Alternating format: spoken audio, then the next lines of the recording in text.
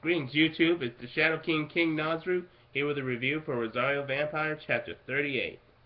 The chapter cuts back to when Inner Mocha defeated Hitomi Ishigami 4 months ago, which is being narrated by Hitomi, and she explains that the pain from her forehead is still throbbing, because she got a scar from when Inner Mocha kicked her in the head. Kyo identifies Hitomi as the woman who gave her the envelope and taught her how to get to Yokai Academy, and Skinner figures Hitomi is doing all this to cause an uproar. I'm sure there's some of you in my audience that are going, duh. Lilith, who was being captive by the newspaper club, uses her magic mirror to blind the newspaper club and comes over to Hitomi Ishigami's side, as well as show the girl's true form, including another ass shot of Kurumu. No, the manga has been showing quite a bit of Kurumu's ass of late. I wonder if Akihisa Aikida likes Kurumu the most. Not that I can blame him. Kurumu's a pretty interesting girl.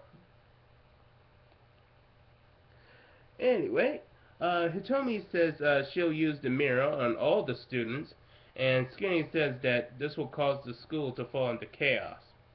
However, Hitomi retorts that the most beautiful thing in the world is destruction, and the downfall of heroes, and that it is things like lives and love being destroyed that makes them beautiful.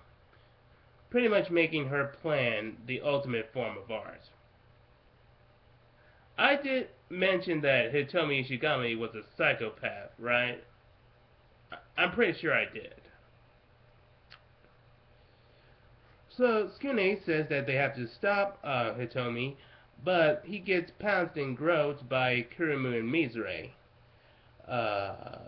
Hitomi Ishigami then notices that Mocha has changed into Inner Mocha, and says she should embrace her true nature, just like everybody else, as the power she seeks is in the mirror.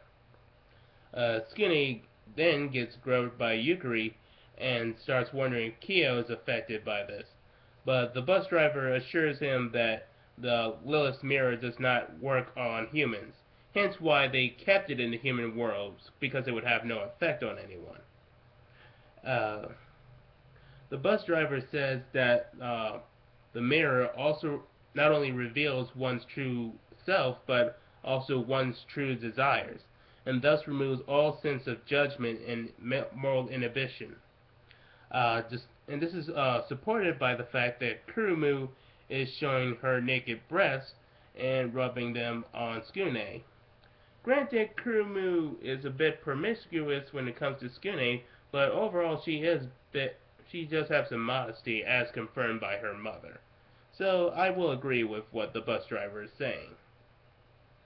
Then we cut to a comedic moment where Mizure and Yukari are fighting with Kurumu over Skune's affection by comparing their breast sizes, with Kurumu being the biggest, Yukari's being so small that she's practically flat chest, and Mizure being the middle one. Ruby comes by to help Skune, and seems like she's acting normal and being reasonable, but is shortly shown asking Skune to command her in a sexual manner, which is leading to the fact that Ruby is a masochist, which plays on the logic that she was always raised by her witch mentor after her parents died, and she's always looked up to authority figures and always been very loyal to them. So, yeah, I can kind of see how this would play on her nature. Well, I just learned a little bit about psychology. Well played. Well played, Akihisa Akida. Anyway, Inner says she is going after Hitomi Ishigami and doesn't want Skune to follow. Inner states with the mirror with the mirror, she can turn from Mocha to her true self without Tsukune's help. Kurumu retorts that Tsukune doesn't exist for that sole purpose, but Inner Mocha says that it's his only purpose to her, and that that once she has the mirror, she won't need Tsukune ever again, causing him to have a shock on his face, realizing that despite all his efforts, he is still nothing more than a means to an end for Inner Mocha. And we'll continue this in the next part of my review of Chapter 38.